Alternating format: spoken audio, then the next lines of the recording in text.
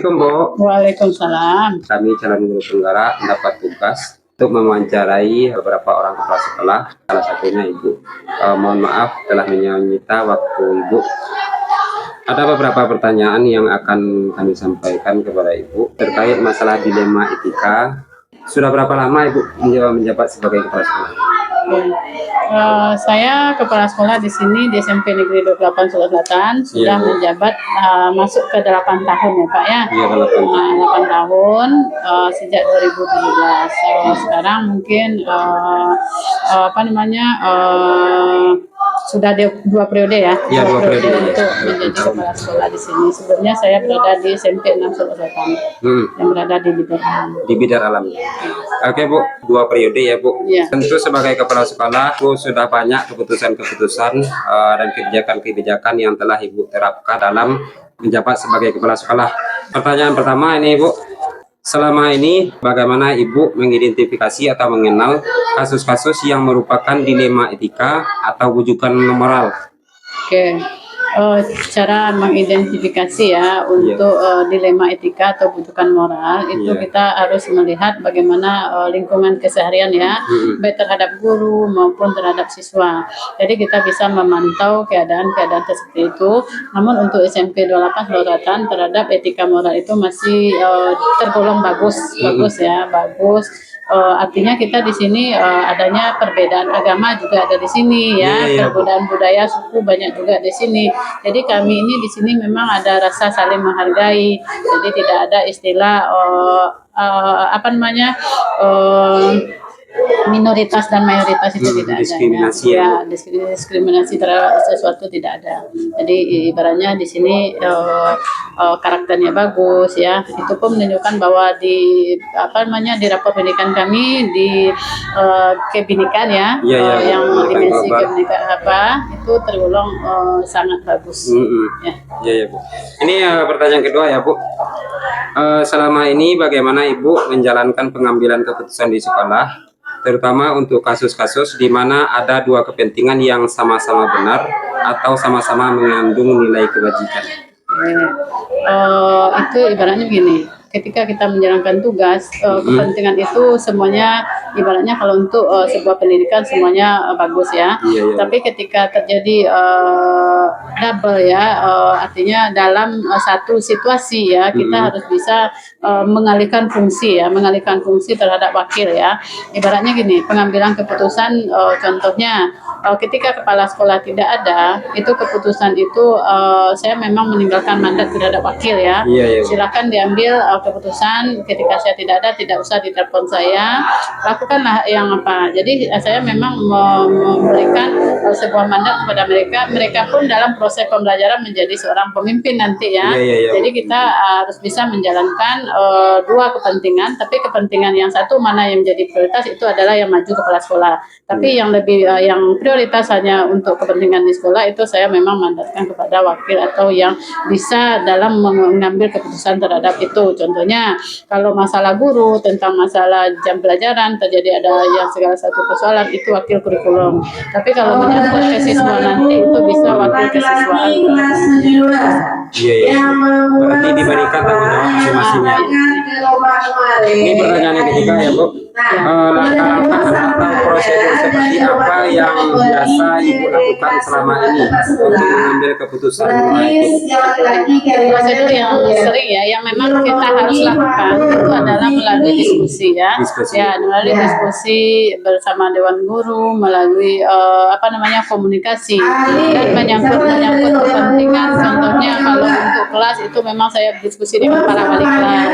Nanti kalau untuk tata tertib atau aturan sekolah kita diskusi bersama dengan para guru ya, para guru dan wakil. Jadi kita memang artinya kita harus membangun budaya artinya kolaborasi, kerjasama dan diskusi atau komunikasi untuk bagaimana sebuah kebijakan atau apa itu lebih bagus lagi.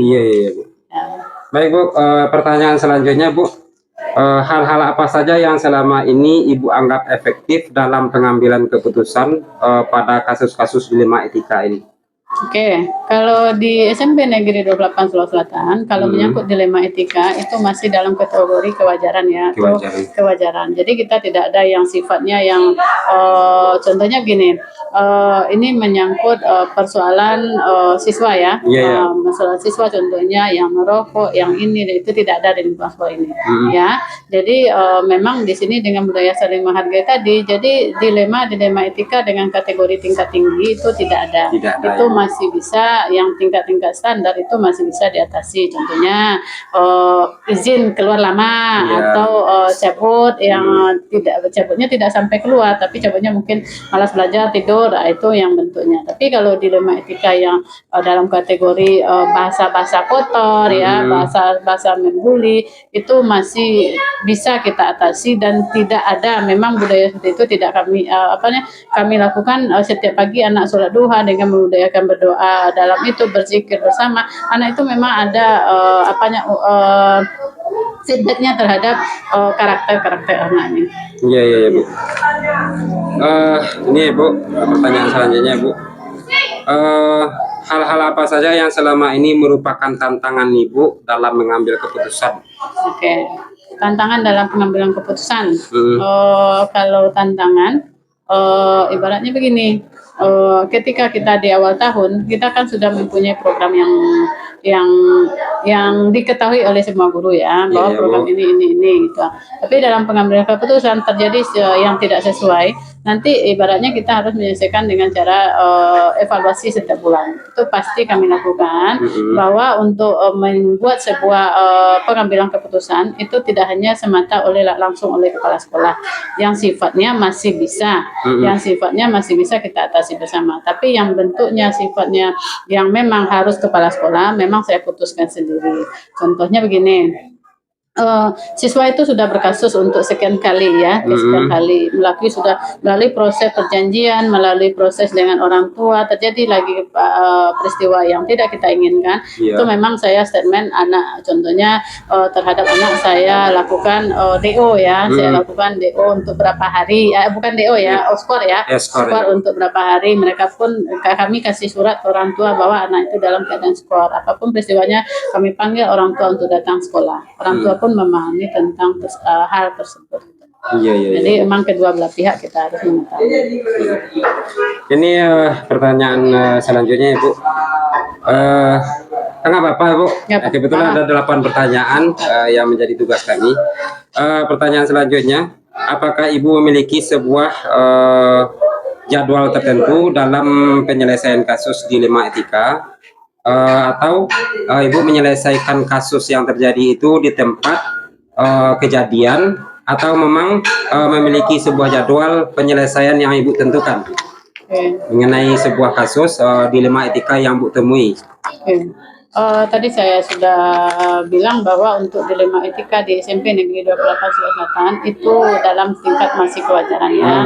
Saya pun tidak pernah menjadwalkan untuk hal-hal tersebut ya. Ketika yang sifatnya yang masih bisa diatasi oleh wali kelas, oleh guru mata pelajaran, oleh walas, oleh wakil kesiswaan saya ada, maka memang saya mengembangkan kepada mereka. Jadi memang kita berbagi tanggung jawab ya, berbagi tanggung jawab. Ketika ini persoalan, jangan langsung kepala sekolah. Itu memang pembagian tugas-tugas seperti itu mereka paham gitu. Jadi ketika ada persoalan yang sudah menuju ke arah kepala sekolah yang tingkatnya sudah final, memang mereka itu melaporkan, Bu, ini siswanya begini Bu, gimana kita lagi Bu, kata wakil kesiswaan. Jadi kita diskusikan, nanti yuk kita undang orang tua, kita lakukan diskusi dengan orang tua apa yang solusi terhadap anak tersebut.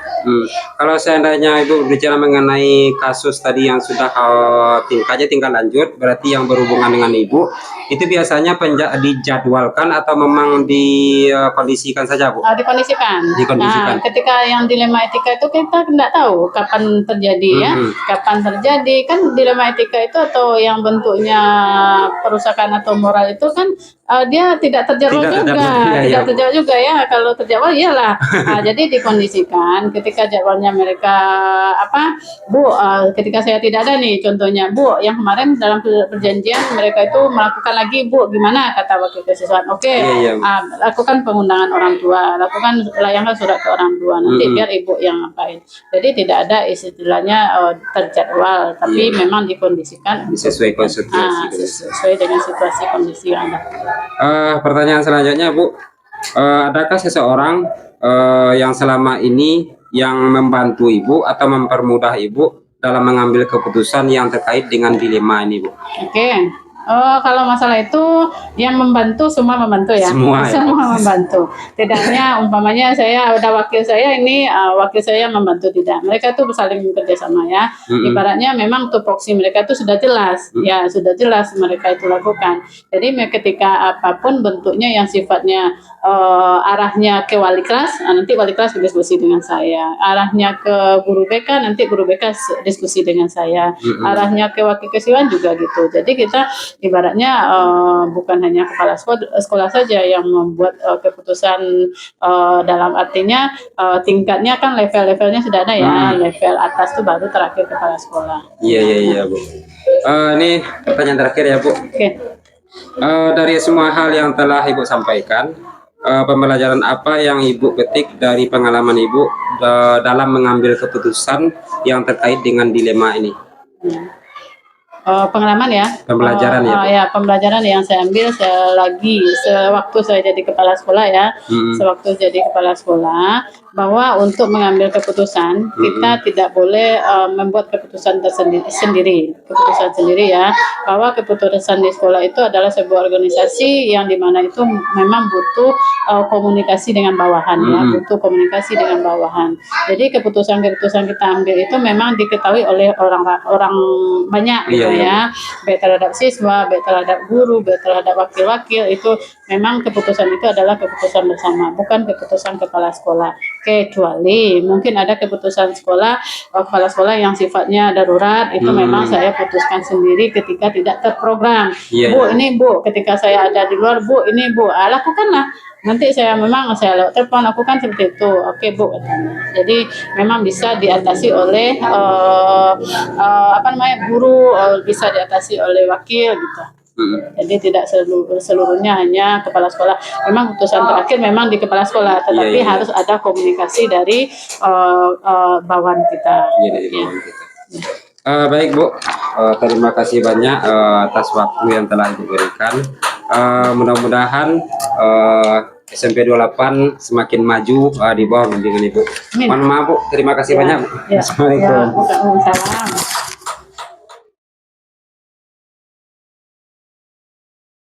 Assalamualaikum Pak. Waalaikumsalam. Kami dapat tugas untuk mewawancarai beberapa orang kepala sekolah, salah satunya Bapak, karena Bapak kami anggap sebagai kepala sekolah yang senior.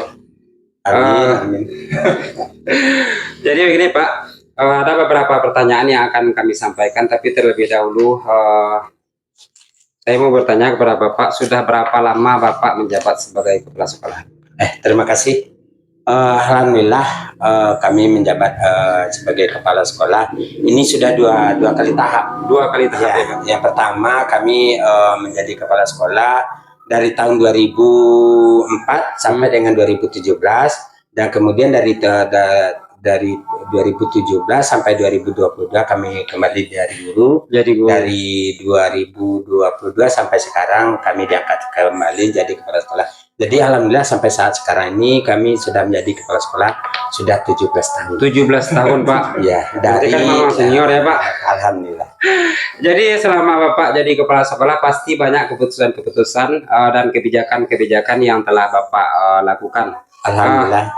Nah, jadi pertanyaan pertama Pak, jika Bapak dihadapkan pada situasi di mana Bapak merasa ragu dalam mengambil keputusan ini sama-sama baik, bagaimana Bapak mengenali bahwa pilihan tersebut sama-sama baik?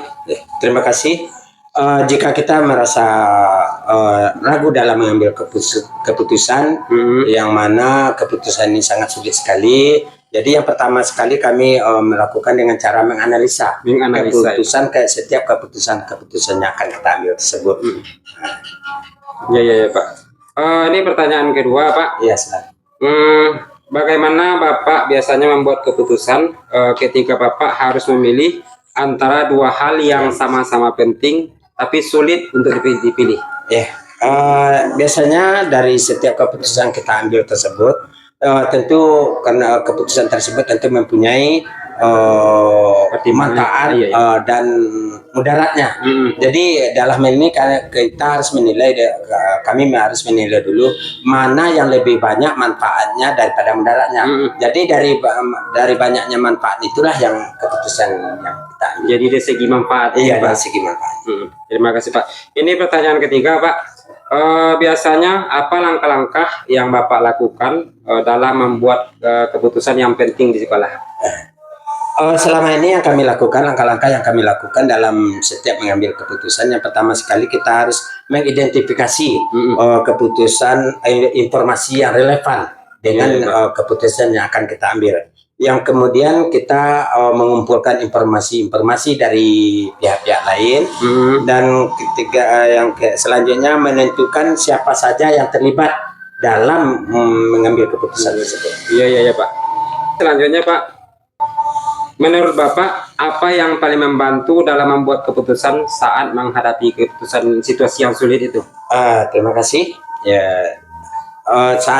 Yang membantu dalam mengambil keputusan tersebut, yang pertama sekali ada 4 langkah yang selama ini saya lakukan untuk membuat keputusan. Yang pertama, perjelas apa sebenarnya yang kita inginkan.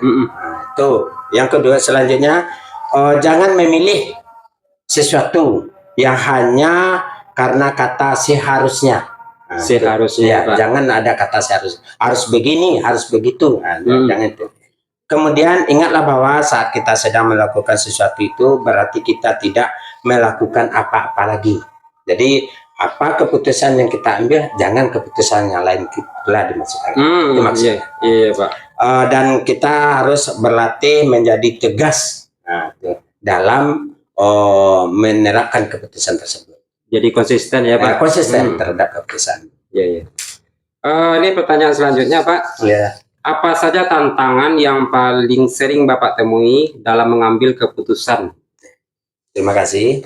Setiap apapun keputusan yang kita ambil tentu ada tantangan-tantangan yang kita hadapi. Iya, Pak. Selama ini yang kami hadapi, ya, yang pertama sekali kurangnya informasi, karena mungkin kita kurang bergaul atau kurang merakyat, bermasyarakat, jadi informasi itu kurang.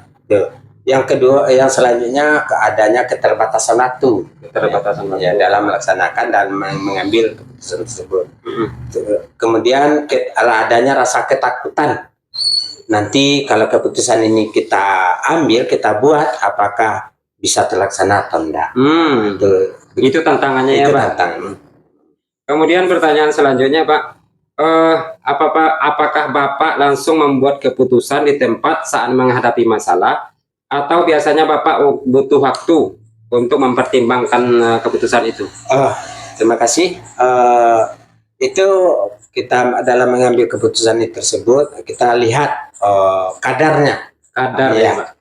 Bagaimana, apakah ini urgent atau bisa ditunda dulu. Kalau seandainya sifatnya mendesak, bisa kita langsung mengambil keputusan di sana sekali tanpa mengulur-ulur waktu. Namun kalau keputusannya bisa kita tangguhkan dulu, mungkin bisa kita melaksanakan di lain waktu atau di lain tempat. Iya Pak. Ini pertanyaan selanjutnya Pak. Adakah orang lain yang biasanya membantu Bapak dalam mengambil keputusan yang sulit itu Pak? Terima kasih ya. Dalam mengambil keputusan atau kebijakan kita tidak ego ya. Nah, nanti kalau kita sendiri yang mengambil keputusan itu kita dianggap ego oleh pihak lain yang akan menjalankan keputusan ini. Namun dalam ini kami dalam setiap mengambil keputusan selalu melaksanakan musyawarah dengan ya Pak, anggota musyawarah. Jadi kita harus konsultasi dulu dengan orang lain. Kemudian kita harus percaya bahwa keputusan yang kita ambil ini akan sesuai dengan institusi atau intuisi yang ada di suatu tempat. Kemudian kita harus dapat membuat pro dan kontra, karena keputusan yang kita buat ini ada yang setuju dan ada yang tidak setuju. Iya, sudah pastinya ya Pak. Sudah pasti itu. Jadi kita buat daftar pro dan kontranya, mana yang setuju, mana yang tidak setujunya. Kemudian kita membatasi pilihan-pilihan dari pro dan kontra tadi. Iya Pak. Mana yang lebih banyak pro-nya atau kontranya ya Pak. Ini pertanyaan terakhir ya Pak. Dari semua pengalaman Bapak dalam membuat keputusan 17 tahun ya Pak? Iya, 17 tahun. Apa pelajaran yang terbesar yang bisa Bapak ambil selama mengambil keputusan 17 tahun dalam menjadi kepala sekolah itu? Terima kasih. Pelajaran yang terbesar yang bisa saya ambil selama ini dari pengalaman-pengalaman saya sebagai memimpin suatu sekolah, kita sebagai manusia kita cenderung rasa percaya diri kita terlalu tinggi, karena setiap keputusan yang kita ambil itu alhamdulillah dapat dilaksanakan oleh orang banyak. Jadi dengan beranjak dari itu kita merasa bangga terhadap dari keputusan-keputusan yang kita ambil. Ya. Alhamdulillah Pak, terima kasih banyak atas jawaban-jawaban yang telah Bapak berikan. Sama-sama. Mudah-mudahan saya berharap untuk kedepannya semakin jaya, semakin sukses Bapak dalam meniti karir hendaknya. Amin. Amin. Terima kasih banyak Pak telah meluangkan waktunya. Assalamualaikum warahmatullahi wabarakatuh. Waalaikumsalam.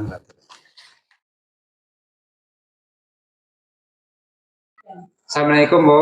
Waalaikumsalam warahmatullahi wabarakatuh. Alhamdulillah, pada pertemuan terakhir ini saya calon guru penggerak akan mewawancarai kepala sekolah sendiri ya Bu. Ada beberapa hal yang akan saya tanyakan kepada Ibu terkait masalah keputusan Ibu selama ini menjabat sebagai kepala sekolah. Kalau seandainya boleh tahu, sudah berapa lama Ibu menjadi kepala sekolah? Ini lebih kurang 11 tahun. 11 tahun, lama ya Bu. Dalam masa 11 tahun itu pasti banyak keputusan-keputusan yang telah Ibu ambil, ya Bu. Insya Allah. Ini pertanyaan pertama ya Bu. Selama ini bagaimana Ibu mengidentifikasi atau mengenal kasus-kasus yang merupakan dilema etika atau bujukan moral Bu? Yang saya tahu kasus dilema etika, yaitu mungkin ada kasus-kasus itu yang sama-sama benar, tapi di dalam mengambil keputusannya tentu berdasarkan dengan kode etik yang ada di sekolah. Kode etik ya Bu. Nah, pertanyaan kedua Bu, selama ini Bu mengambil keputusan, terutama kasus-kasus di mana ada dua kepentingan yang sama-sama benar atau sama-sama mengandung nilai kebajikan, bagaimana Ibu cara memutuskannya? Yang pertama itu memutuskan kepada kasus yang dilihat yang kepentingan yang sama-sama benar, dan juga mengedepankan itu kasus yang berat sesuai dengan yang lebih banyak membawa kebaikan kepada sekolah. Jadi yang lebih banyak membawa kebaikan, jadi itu yang diutamakan. Yang diutamakan di sekolah. Iya Bu. Kemudian pertanyaan ketiga Bu, langkah-langkah atau prosedur seperti apa yang biasanya Ibu lakukan selama ini? Langkah yang pertama tentu menganalisa kasus yang lebih berat. Dianalisa ya Bu. Analisa dulu, terus melibatkan kolega yang ada di sekolah. Berarti seluruh warga sekolah dilibatkan di dalam memutuskan mengambil atau tindakan yang lebih baik demi kemajuan sekolah. Iya Bu.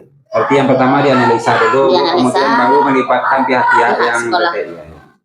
Kemudian pertanyaan selanjutnya Bu, hal-hal apa saja yang Ibu anggap efektif dalam pengambilan keputusan kasus dilema etika ini Bu? Itu melibatkan semua unsur yang ada di sekolah untuk mencari data dan fakta serta nilai-nilai kebaikan di sekolah. Jadi yang Ibu nilai efektif adalah dengan melibatkan seluruh unsur yang terkait di sekolah, kemudian mengumpulkan data dan fakta dari sumber-sumbernya ya Bu? Iya. Kemudian pertanyaan selanjutnya Bu, apa yang menjadi tantangan bagi Ibu dalam mengambil keputusan selama ini? Kalau tantangan itu lebih banyak, namanya aja masalah. Iya, iya, Bu. Di dalam tantangan itu mungkin ada yang pro dan ada yang kontra. Sudah pasti ya, Bu. Sudah pasti. Iya, iya. Cuman suatu masalah itu kita menjelaskan keputusan yang telah ditetapkan di sekolah. Jadi kita harus konsisten ya, Bu. Konsisten dengan Keputusan yang telah keputusan diambil. yang ada di sekolah, yang sudah ditetapkan di sekolah. Iya, iya, iya, Bu. Terima kasih, Bu. Kemudian pertanyaan selanjutnya, Bu. Apakah Ibu memiliki jadwal tertentu dalam melaksanakan atau memutuskan suatu kebijakan ini, Bu? Di dalam untuk mengambil keputusan itu tidak ada menggunakan jadwal. Tidak menggunakan jadwal ya, Tidak Bu? menggunakan jadwal. Iya, iya, iya. Kita lihat aja kasusnya apa. Kadang kasus itu kita libatkan dulu, namanya di sekolah ada unsur yang terlibat, Iya, ada iya. guru kelas, ada guru piket, Iya, iya, dan Bu. bahkan di sekolah ada guru karakter. Ada guru karakter ya, Bu? Ada guru karakter. Tidak tembus sama guru karakter baru kepala sekolah. Baru kepala Tetapi sekolah. ini tidak terjadwal. Iya, iya, iya. Berarti tidak terjadwal ya, Bu? Oh, iya, iya, iya. Kemudian pertanyaan selanjutnya, Bu. Adakah seseorang atau faktor-faktor yang selama ini membantu Ibu dalam mengambil keputusan atau kebijakan ini, Bu? Di dalam ini tentu pasti ada. Iya, ya, Bu. Pasti ada, karena kita dalam memajukan sekolah, ada guru, ada istilahnya stakeholder yang ada di sekolah demi memajukan sekolah. Iya, ya, Bu. Berarti dilibatkan ya, Bu? Dilibatkan semua stakeholder yang ada di sekolah. Iya, ya, Bu. Kemudian ada pertanyaan terakhir ya, Bu. Selama ini sudah 11 tahun Ibu menjadi kepala sekolah dalam mengambil keputusan. Jadi pembelajaran apa yang paling menarik yang bisa Ibu petik di dalam mengambil keputusan itu? Yang paling menarik di dalam itu adalah yang kita ambil itu menganalisa dampak yang akan terjadi di sekolah. Kita analisa dulu. Apapun kasus yang ada, itu kita analisa dampaknya. Setelah itu baru kita memutuskan konsisten dalam menjalankan keputusan. Kita musyawarahkan dengan stakeholder yang ada di sekolah. Berarti setiap kita mengambil keputusan itu harus melibatkan seluruh warga sekolah. Kalau seandainya ada kasus, berarti kita analisa terlebih dahulu, baru diputuskan bersama ya, Bu? Ya, tidak memutuskan sendiri. Iya, iya. Mungkin itu sudah pertanyaan terakhir ya, Bu. Mudah-mudahan kedepannya bisa menjadi rujukan atau referensi bagi kami yang calon guru penggerak ini. Mudah-mudahan kedepannya Ibu semakin sehat, semakin sukses hendaknya. Terima kasih banyak, Bu. Ya, Assalamualaikum warahmatullahi wabarakatuh. Waalaikumsalam.